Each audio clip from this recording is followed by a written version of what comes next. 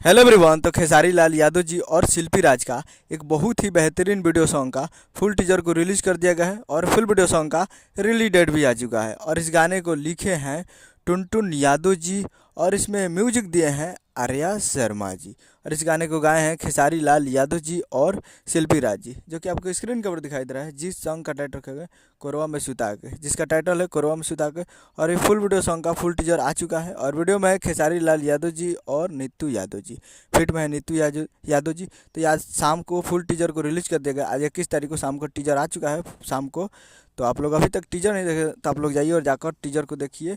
और full video song कल सुबह में रिलीज़ किया जाएगा। Full video song release on 22 अप्रैल 2024 को सुबह 6:30 AM पे फुल वीडियो सॉन्ग को रिलीज़ किया जाएगा।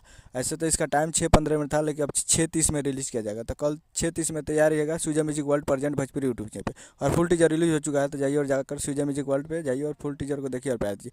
मैं तेरा वीडियो चलाओ, चैनल को सब्सक्राइब लगा ताकि कैसे खेसारी लाल यादव जी का लेटेस्ट मिलाता है वीडियो चलाओ। वीडियो को लाइक कीजिए, चैनल को सब्सक्राइब कीजिए। मिलता है अगला वीडियो में, तब तक के लिए जय हिंद, जय भोजपुरी।